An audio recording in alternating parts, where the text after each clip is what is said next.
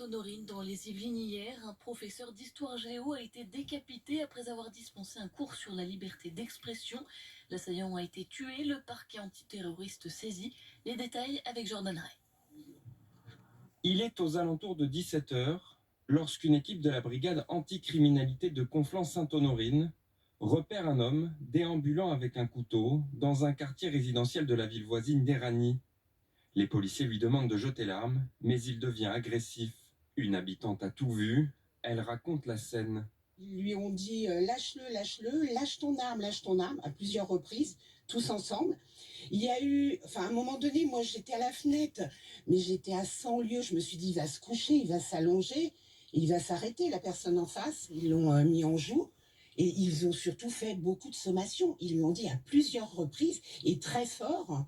Lâche ton arme, lâche ton arme, lâche ton arme. Et il y a eu un blanc, il y a eu un silence. Et après, ils ont tiré parce qu'ils continuaient à avancer. L'homme est abattu. Une équipe de déminage est dépêchée sur place pour vérifier s'il ne porte pas de ceinture explosive sur lui. Né en 2002 à Moscou, le jeune homme de 18 ans est connu des forces de l'ordre pour des faits de droit commun, mais inconnu des services de renseignement.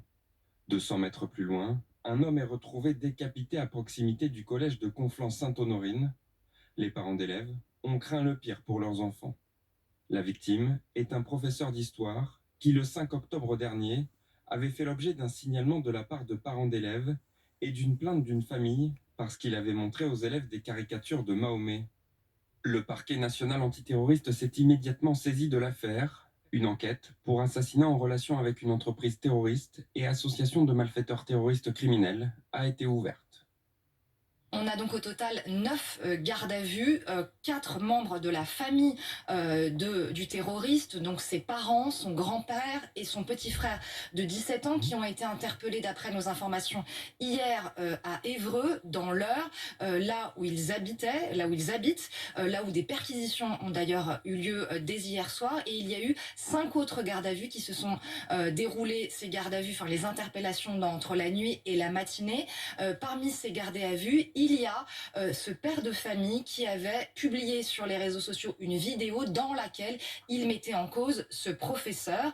Il y a donc ce père et un ami à lui qui l'accompagnait dans les jours qui ont suivi la publication de cette vidéo dans ce collège où il était venu se plaindre auprès de la proviseure donc de l'attitude de ce professeur. Donc voilà les 9 gardés à vue. L'objectif des enquêteurs, c'est évidemment de comprendre le parcours, le profil de l'auteur. Alors on en sait plus donc sur ce jeune homme de 18 ans, né à Moscou, d'origine tchétchène. Et vous le savez, on en parle depuis hier, il y avait un message laissé sur Twitter qui a interrogé les enquêteurs. C'était un message avec la photo de la victime, la tête décapitée, et un message de revendication où il s'en prenait à Emmanuel Macron, le dirigeant des infidèles, entre guillemets, et il disait vouloir venger le prophète. Les enquêteurs savent désormais que ce message est celui de l'auteur. C'est lui qui a publié ce message juste après avoir décapité ce professeur de 47 ans. Donc voilà l'avancée de l'enquête. Évidemment, maintenant, les enquêteurs s'attachent à essayer de comprendre précisément ce qui relie ce jeune homme de 18 ans et ce professeur. Pourquoi s'en est-il pris à lui? Est-ce que c'est justement à cause de cette vidéo publiée par ce père de famille de Conflans-Sainte-Honorine? C'est évidemment l'un des axes de l'enquête. Ce professeur d'histoire-géographie donnait aussi des cours d'éducation morale et civique. D'après les premiers éléments de l'enquête, un cours sur la liberté d'expression aurait motivé l'assaillant. C'est ce que nous explique Thomas Herman qui s'est rendu sur place.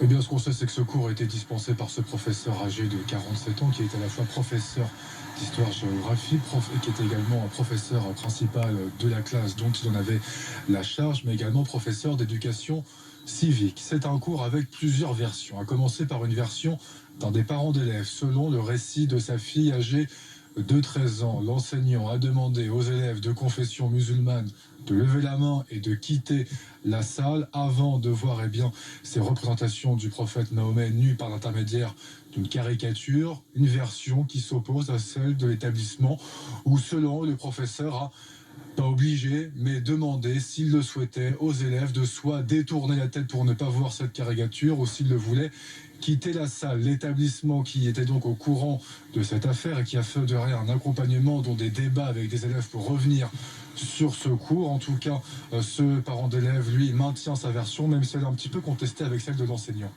Alors cette semaine, il s'est permis de leur dire les élèves musulmans lèvent la main.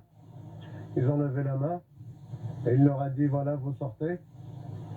Ma fille a refusé de sortir en lui demandant pourquoi. Il leur a dit comme quoi qu'il allait diffuser une photo qui va les choquer. Certains élèves ils sont sortis, ma fille n'est pas sortie. Et effectivement, il a montré un homme tout nu en leur disant que c'est le prophète. Il a dit que c'était le prophète des musulmans. Quel est le message qu'il a voulu passer à ses enfants? Quelle est la haine? Pourquoi cette haine? Pourquoi un prof d'histoire se comporte comme ça devant des élèves de 13 ans? Cette histoire, c'est mon histoire, c'est la fille de ma fille. C'est ma fille, elle a 13 ans. Et il n'y a pas que la classe de ma fille qui est concernée, il y a toutes les classes de 4e. Et à mon avis, il se comporte comme ça depuis plusieurs années. Le terrorisme a donc de nouveau frappé en Île-de-France, une scène d'horreur dont la symbolique est aussi ignoble que les faits. Sur place, ces l'onde de choc ont oscillé entre colère et effroi. Jordan Ray, Igor Saïri, Isabelle Golins et Anne-Sophie Varmont. Devant le collège